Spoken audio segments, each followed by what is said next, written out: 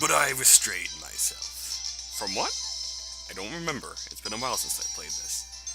Even if I did ask, Faris would just say something like, I was born with these, yeah? Oh, that's why she's still wearing her cat ears even when she's not working. That is a cute casual. That is a cute casual outfit, I must admit. Faris's eyes twinkle when she sees Mayuri and Daru behind me.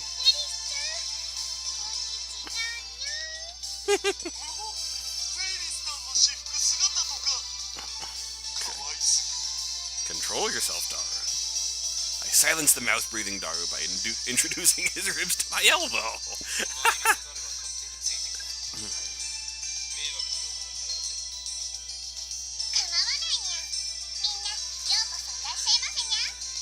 Oh.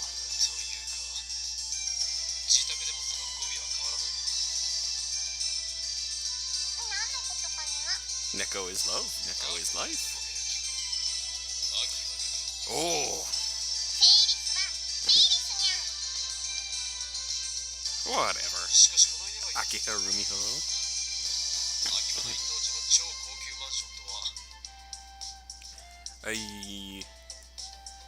You the daughter of some rich computer executive. I look around the room again. The interior design and furnishings give a very refined impression. It's elegant without being ostentatious. Actually, it's kind of like a model home, yeah. There's nothing to suggest that this room is lived in. No dirty clothes, no used dishware, not even a speck of dust. It does look like a picture that you'd see in a magazine or something. That butler, or maybe even some real maids. If there's a butler, there have to be maids, right? Must be constantly cleaning up. Speaking of the butler, he's disappeared. I didn't even notice him leave. He's clearly a master butler if he can move so quietly. All butlers have such training. Faris is Faris. Yeah. Faris is Faris, yeah. Faris says it so nonchalantly.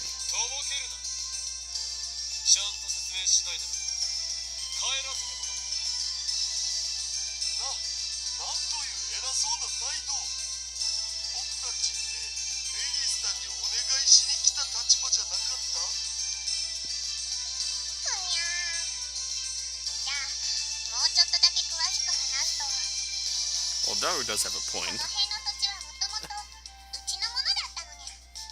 Okabe does also have a point. What did she just say? Is she being serious? This land originally belonged to her family?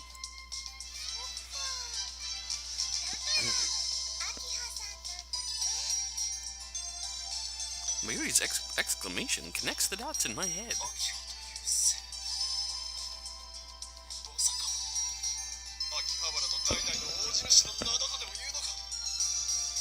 I dare say wonder if it's that simple? Faris nods with a proud expression. Oh, maybe it is that simple. So she really is a rich girl character. Ojo-sama.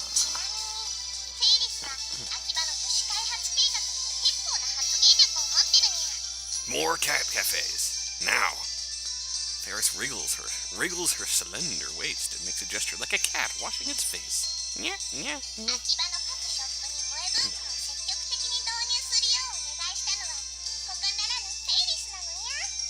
Really?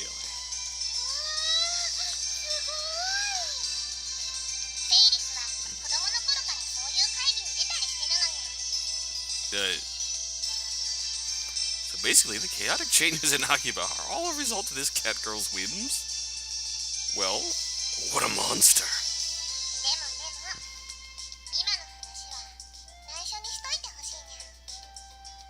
Faris's expression suddenly darkens. Sure. Faris approaches me with a bewitching expression. Faris gently strokes my cheek with her cool, slender fingers. I feel myself falling under her spell. And then, she grins. Damn you, cat girl! How dare you make a fool of me!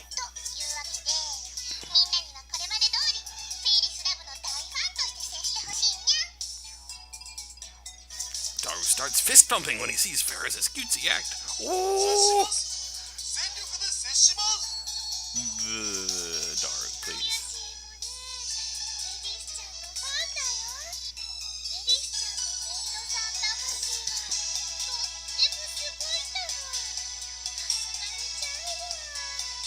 Mayuri and Daru might have fallen for her charms, but not I. I thrust my finger at Faris.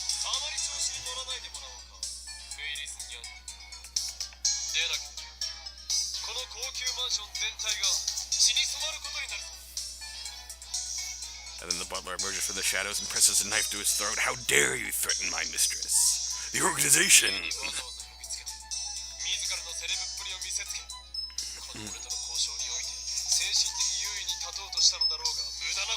There is no leverage you can hold against a chaotic mad scientist like myself.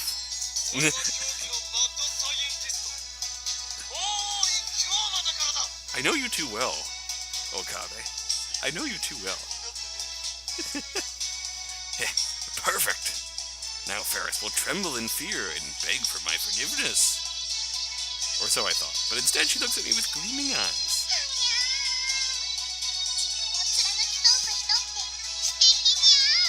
Oh no. That's my line. I wanted to threaten her, not seduce her. Is Faris a masochist? A masochist?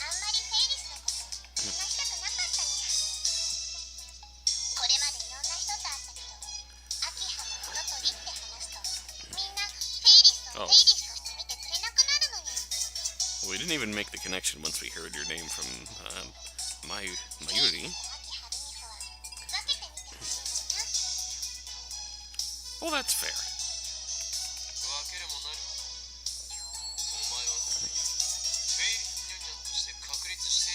It's her true name. You call me by my true name, Hoyon Kyoma. So it's only fair that we continue calling you by your true name, Faris Nyan.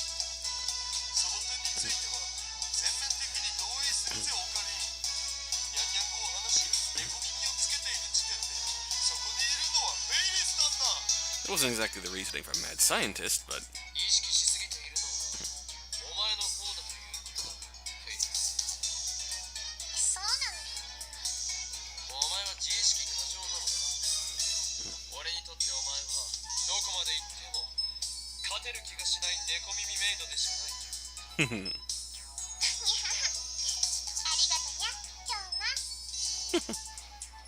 Why is she thanking me?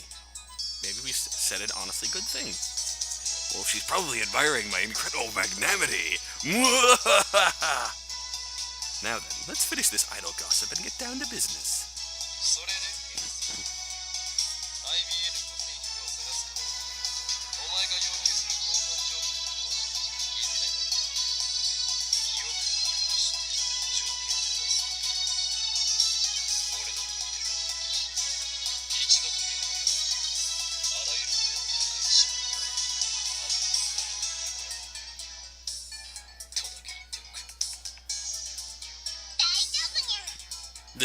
Fair enough. Faris points at the cat ear sticking out of her head.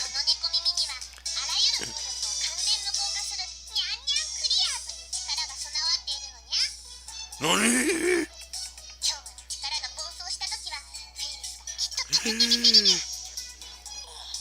Cursed Catwoman. I shouldn't have mentioned my hand, Faris.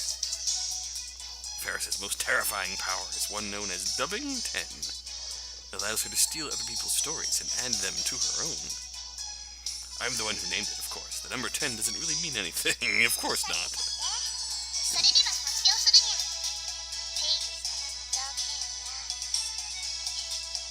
Faris chuckles. But I noticed something. Her eyes aren't smiling.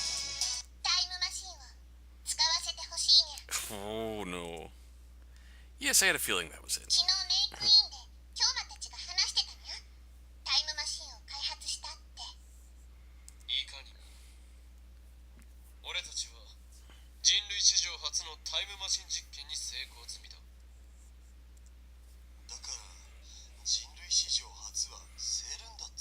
Silence, fool! No one else needs to know that.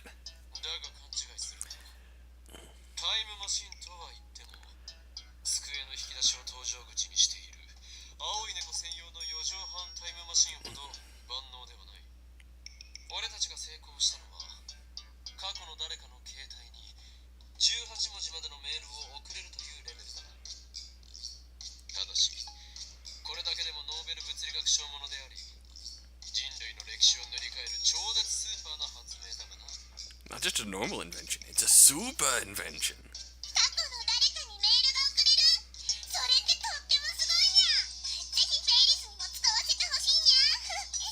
Of course.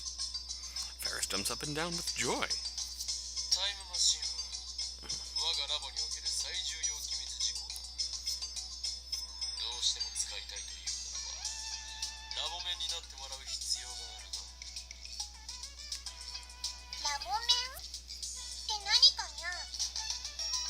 It's a member of our lab.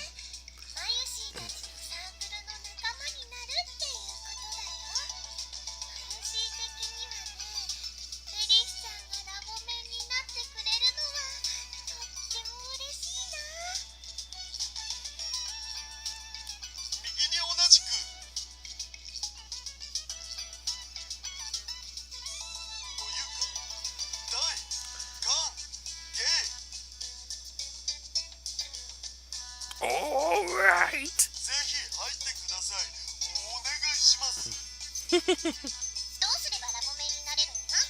You recite the sacred oath.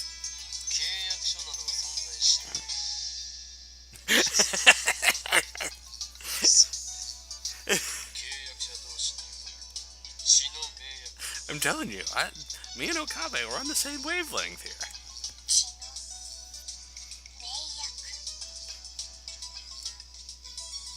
The window is closed, but a gust of wind blows through the room. It's coming from the air conditioner. But outside the window, I see rain clouds cover the sky. I hear the rumbling of thunder inside my brain.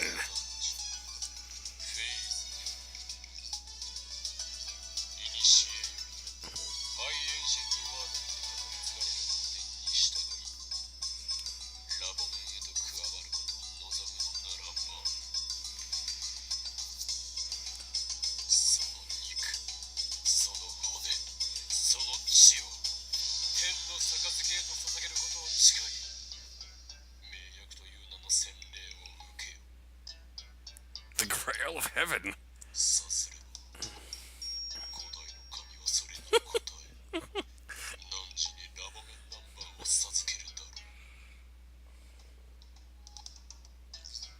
I mean, does that make... That would make her lab in 007.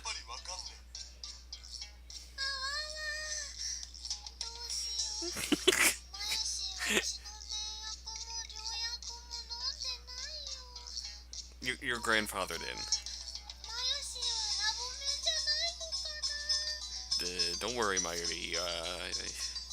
You're grandfathered in. This is a new ritual. You don't have to partake.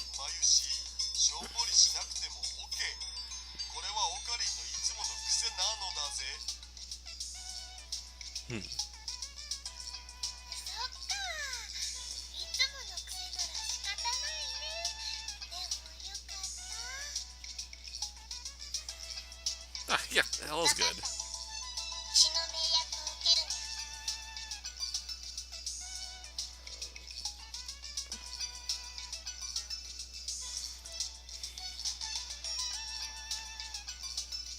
With a grim expression, Faris grabs the small knife on the top of her desk. No, Faris!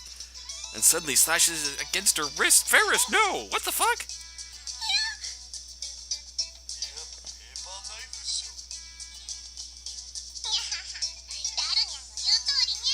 Perceptive as ever, my super assistant lab super hacker. She surprised me. I clear my throat and pull myself together.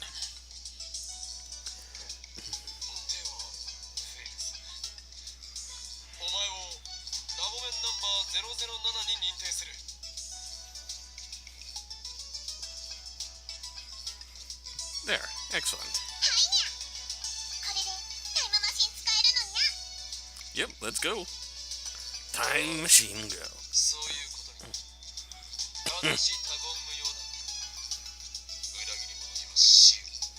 And don't be like me and blab about it in public.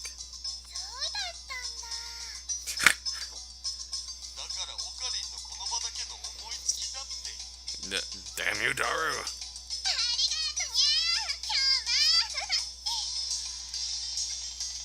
Ah! Faris hugs me by the neck. Ah! A very sweet aroma tickles my nose. And something very soft tickles my...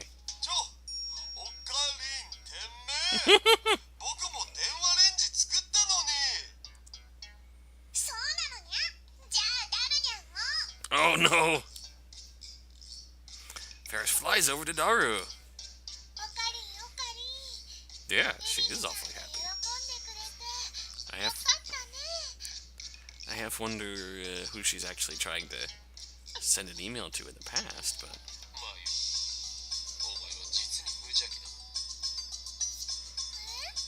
Eh? Oh, I take out my phone and put it to my ear.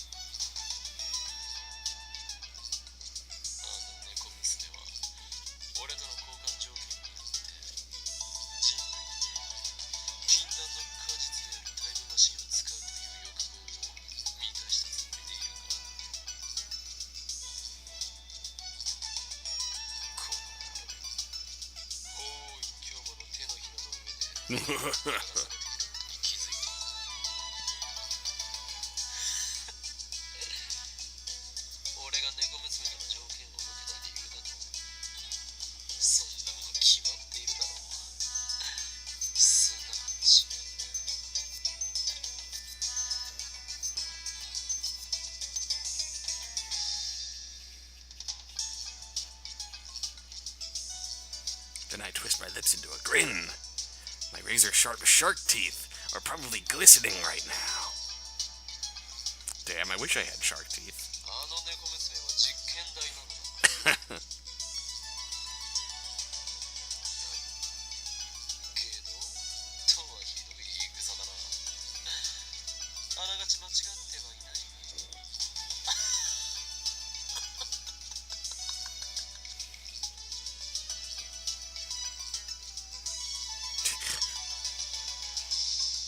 Our D-mail experiments have reached a standstill. Kurisu refuses to become a subject, and Mayuri and Daru are too dumb to be useful. Well, that's not nice. We managed to experiment on Moeka and Lukuko, but we still need more data. Along comes Faris. She's going to provide me with both an IBN 5100 and new data. Two birds with one stone. Until the new data erases the IBN 5100 again. Faris can probably hear us right now.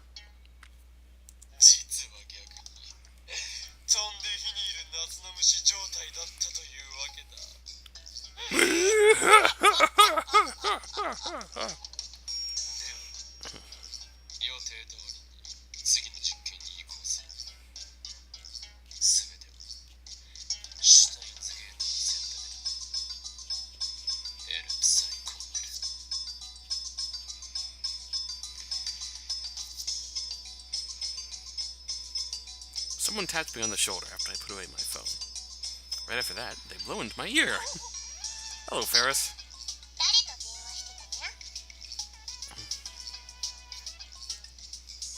Faris is behind me.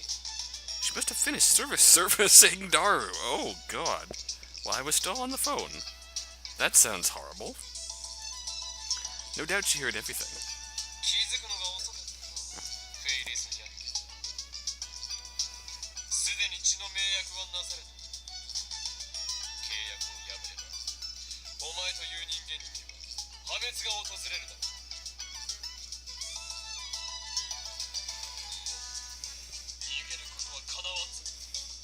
There is no escape.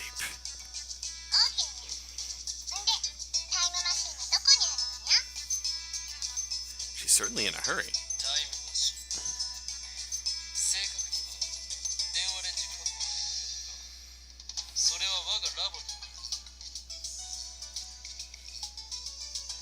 reconvene at the lab. This time, we'll make use of the phone wave, named subject to change's original function, and send the email by remote control. Karisu should still be in the lab. I'll leave the setup to her. Oh, I asked Faris where she wants the email to go. She says she's sending it to her father 10 years ago. I take down his email address. The destination is April 3rd, 2000. It has to be at 8 a.m. that day, so use an online calculator to factor in leap years, resulting in 86,168 hours.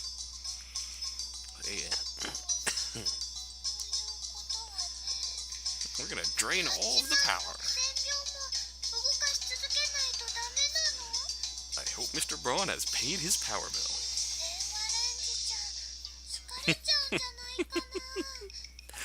Oh, Mayuri, I love you. It probably will run the whole duration in this world line. Previous experiments have confirmed that.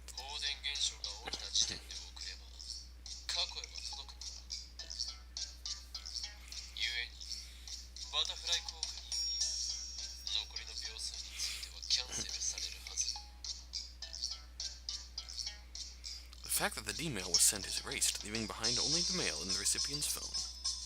At least that's what our experiments have shown so far. Now let's call Karisu. Hello, Christina, assistant. Hello.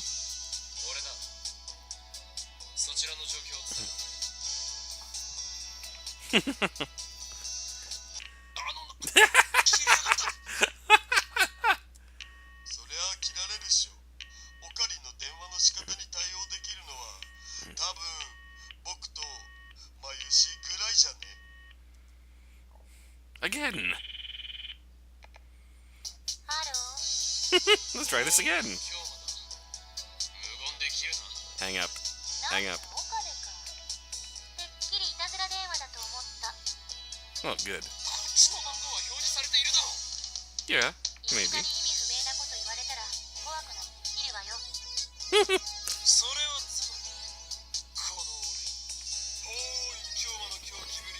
Hang up. She's hanging up. She's hanging up. She's hanging up. Yes!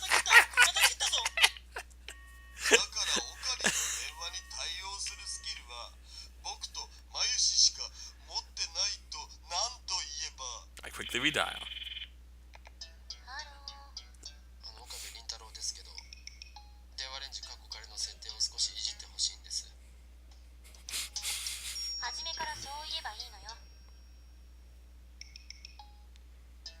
Ah, good.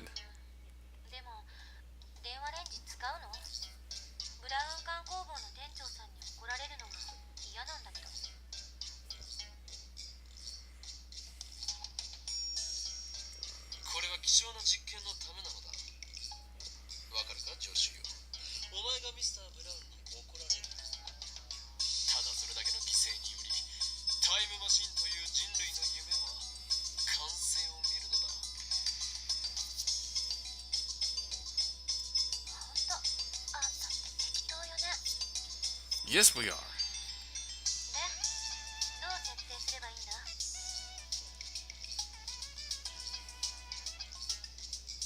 I tell her Faris' dad's email address, and I have her set the timer.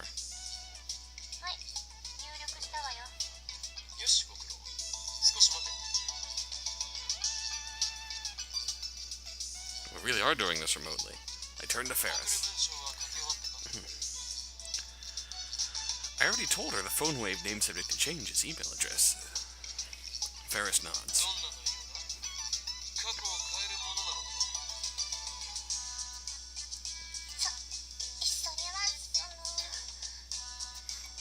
What happened to your usual confidence?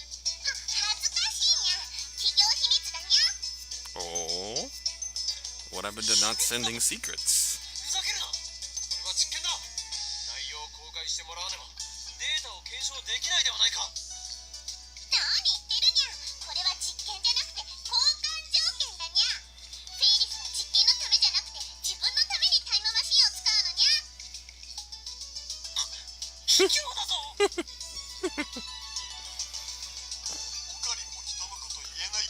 Well, at any rate, we'll still know if Reading Steiner activates.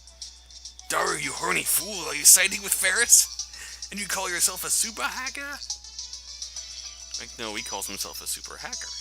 Faris covers her phone with her body. Looks like she plans on hiding it to the bitter end. Should we halt the experiment?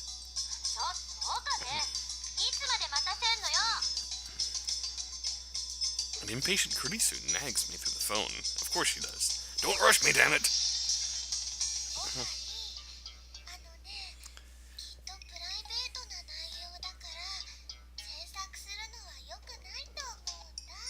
What? Even Mayuri's on Faris' side? She was like this with Moeka, too. With Moeka's, it was really mundane. This is bad. I thought I had Faris in the palm of my hand. Was I dancing to her tune all along?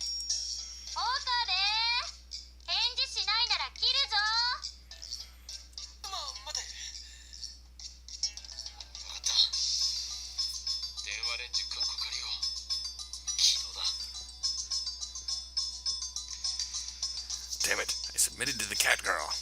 Tapped out. I nod to Faris after getting Karisu's report. Faris puts her finger on the send button and... Oh, here we go. Here we go. Oh, we're getting closer to the... Oh, boy. Well, there was Reading Steiner. As the dizziness fades, I exhale slowly and open my eyes. Alright, world, show me your new form. Man, I wish I knew what kind of male Faris sent. First things first, I'm still in her room. When I look out the window, the Akiba sprawl greets me. I scan the room. They're playing Rhinet.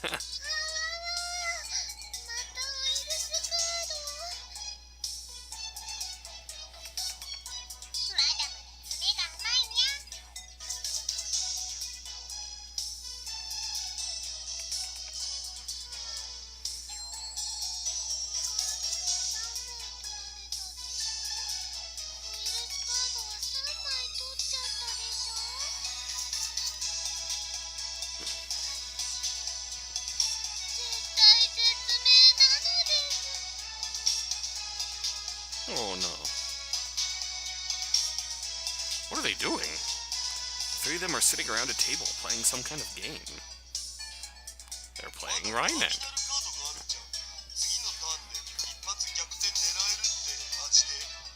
Mayuri and Daru versus Faris.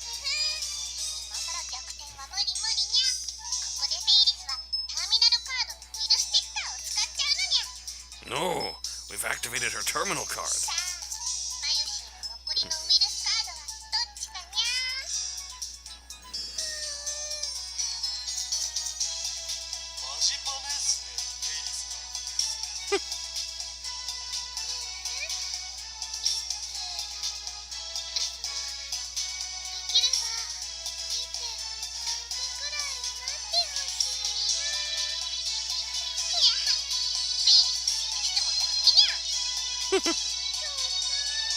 Oh, Mayuri puts her fingers to both eyes as if to mime tears. Anyway, it looks like they're playing Rhinet, Axis Paddlers. Happened again. Reading Steiner. Let's check our mail. Assistant. Oh, I forgot to mention it, but could you buy some cup noodles for dinner? That brand Hakodate #1? Thought you wanted to eat Genshan ramen. Make up your mind. I believe that achievement was for our assistant asking us to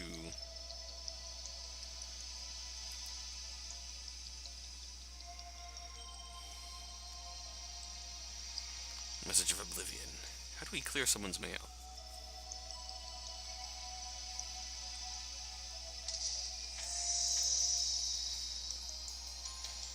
Froggy fad demise. Yep, discontinuous qualia. Asked by Kurisu to buy cup noodles twice in a row.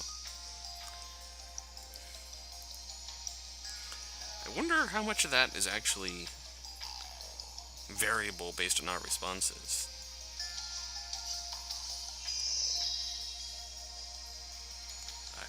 I am the only one person in the world who keeps his memories after the past changes.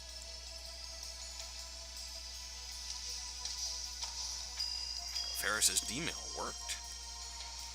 That's why the three of them are now playing a card game instead of waiting for Faris to press the button. Faris never even sent the D-mail. If I look at her phone, there won't be any record of it in her send history. And even if I demand that she tell me what she sent, she won't be able to answer, because the very fact that she sent it has been erased.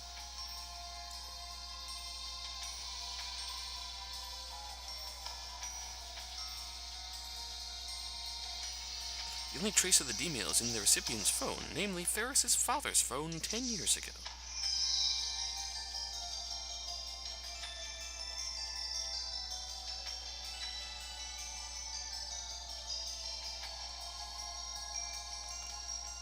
That 10-year-old mail data was most likely erased long enough.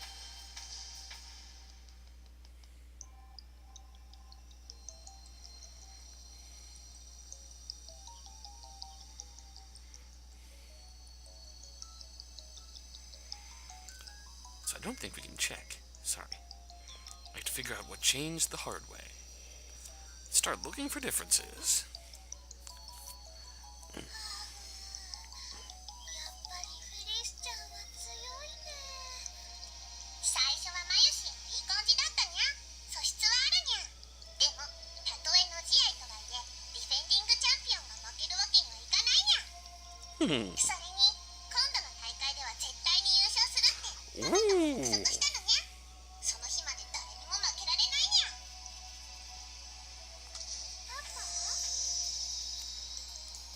Faris nods happily.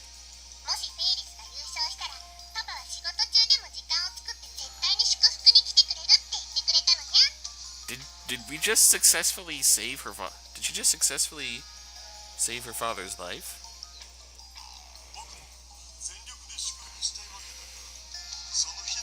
She did say that she was going to those land meetings since she was little. And she never explicitly said it, but it has to be because her father died, right? We successfully saved her father. Oh, Daru, that means you have to meet her father if you, That means you have to go meet her father now, Daru, if you want to, get with the Mado.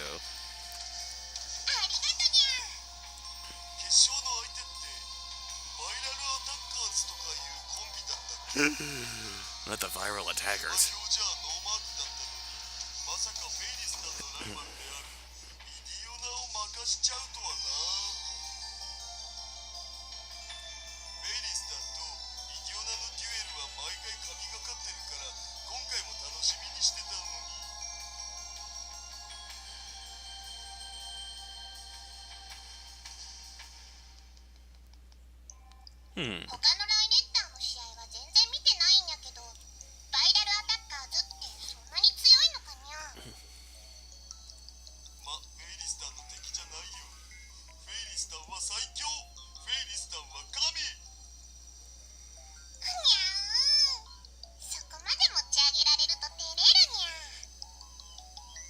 Oh. As I listen to their conversation, I feel a strange churning in my gut. Something's not right here. My voice whispers from deep within, deeper than reason. I play the conversation back in my head, and soon realize the source of my discomfort. The Faris I knew had never been to an official Rhinet tournament. Oh. Yet now she's about to compete in the tournament finals. Which means she's been going to tournaments for a while. Was this the change that Faris wanted to make? Considering the recipient was her father, maybe he was strict and wouldn't let her go to tournaments. Is that a reason to change the past? Faris is only 17 years old. It's not too late for her to start participating in tournaments. If there were an age limit to Rhinet tournaments, that would be one thing. I guess it was just that important to her? I still say that she saved her father's life. At that moment, someone knocks on the door. The door opens halfway, and a middle-aged man appears. It's not the butler. Faris' dad. Faris quickly gets up and leaves the room.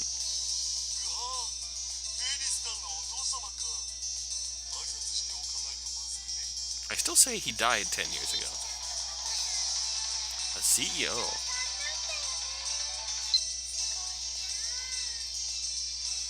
I never said anything about Genshan ramen. Is it good? Hakodate number 1.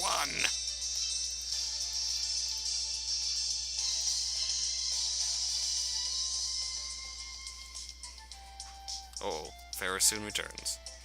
Then she turns to us and puts her hands together in a gesture of apology.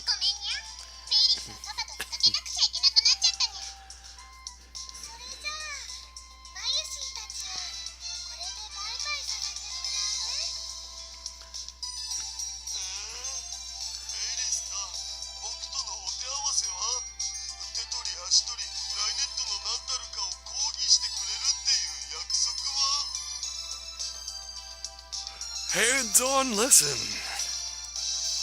Hands all over lesson.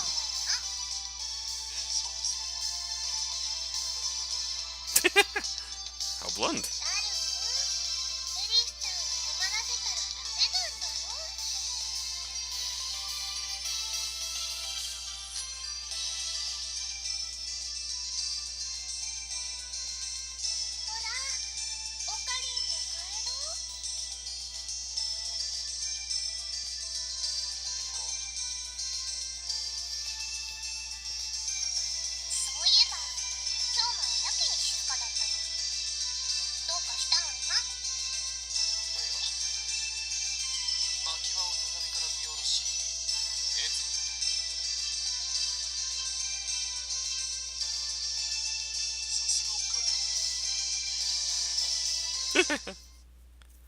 Faris, her dad, and their butler see us off.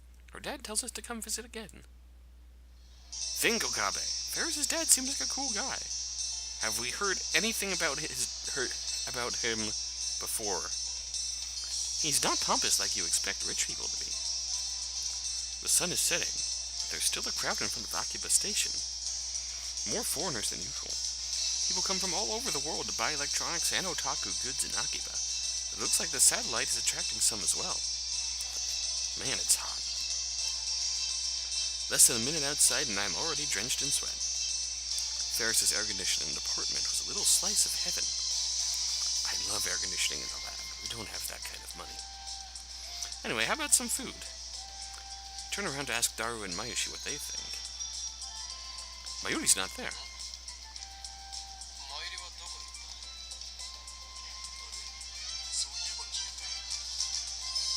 Did Stardust Handshake activate again? I scan the area. There she is, walking casually toward the station. She's already about 50 meters away. I chase after her.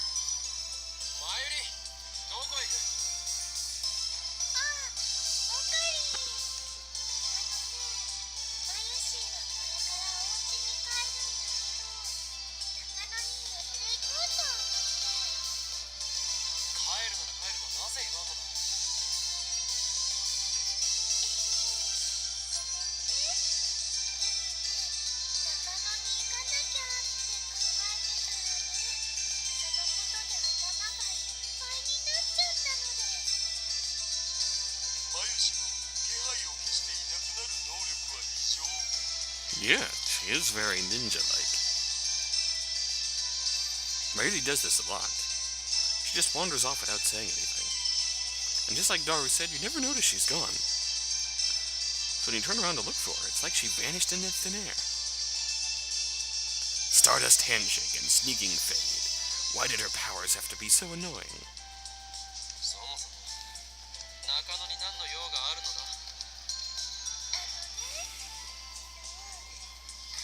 Oh, I love Sorrow Sword.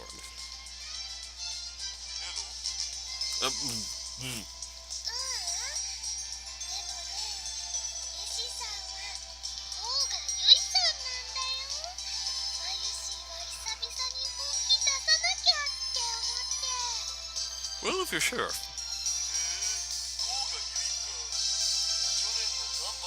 Gunbum. Are you kidding me? Mobile Jacket Gundam! Yeah. Okay.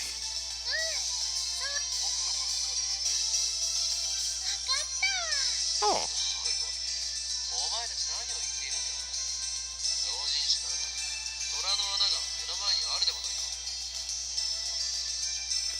Daru and Mayuri stare at me blankly. Oh no.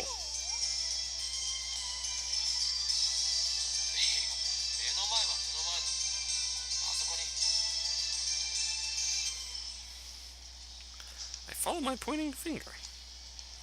Toranora isn't there. Toranoana isn't there, I mean. I rub my eyes and blink several times.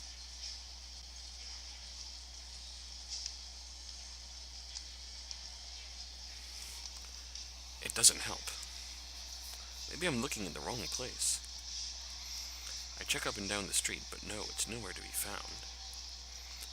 And what's more, I can't find Animate either. It's supposed to be right next to Noana. Instead, I see electronics stores. Daiichi Kaiden and T21 Minami. Never seen them before in my life. Wait. I remember Mr. Braun saying that Akiba used to have a lot more electronics shops. Many of them closed. I think Daiichi Kaiden and T21 Minami were among them.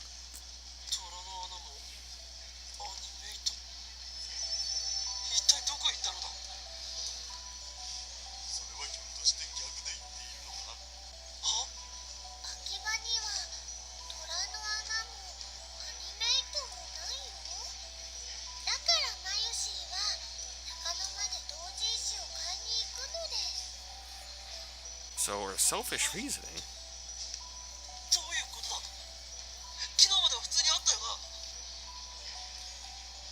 What about earlier today? I wasn't really paying attention on the way to Faris's apartment, but I'm pretty sure they were still there.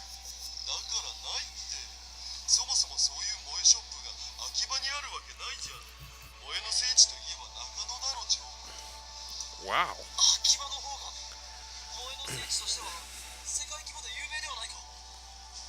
Whoo.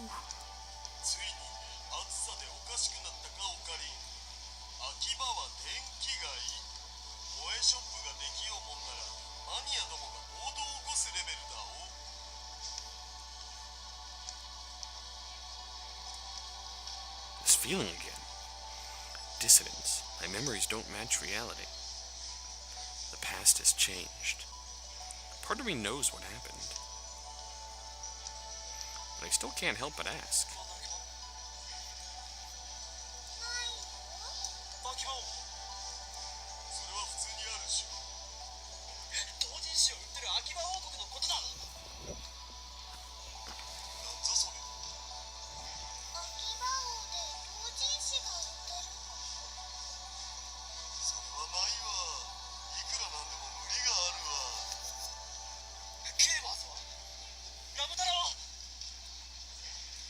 They shake their heads. They look confused. So basically, I swallow hard. I finally understand.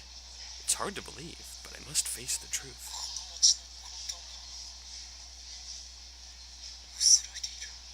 Every last store that sold anime, eroge, or moe goods has disappeared from Akiba. In a final desperate attempt to deny reality, I run to May Queen plus Neon Squared, the maid cafe where Mayuri and Faris work, and which Daru and I frequent. Upon arriving at the storefront, I am forced to my knees in abject defeat. Whoa, it's all gone. It's not just the moe stores, even the maid cafes have disappeared.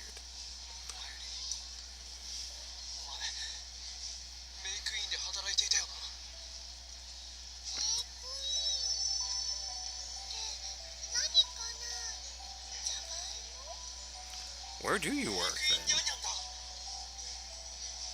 I asked Daru too, but no reaction. Lemoine? Le Mans. それはメイド喫茶。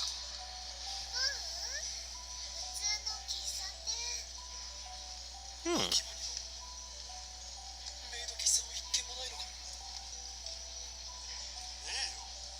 秋葉に来る人間はそういう萌えビジネスとか毛嫌いしてんだから誰も寄りつかないって。 Wow, I guess Faris's dad was that influential. His death ushered in the Moe culture in Akiba. It's clear now. This has to be the result of Faris's D-mail. The butterfly effect is added again. Of course, Faris said that she had influence over Akiba's development board. They adopted her plan and embraced the Moe industry. By sending a D-mail to 2000, the world line has shifted toward where that never happened. Akiba is still electronics all the way. To think that a single mail could rewrite 10 years of a town's history. Is it okay to change history on a whim like this? I almost feel guilty about it, but since I'm the only one who remembers the original Akiba, nobody can blame me. It's not like I can change it back. But still, what in the world did Faris's D-mail say?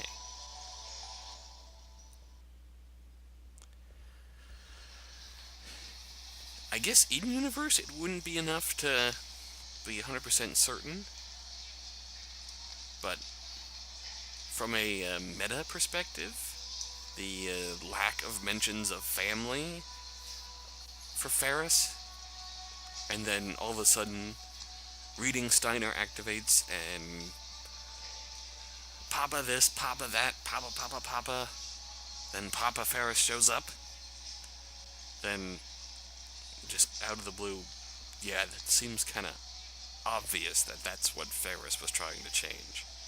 And it worked!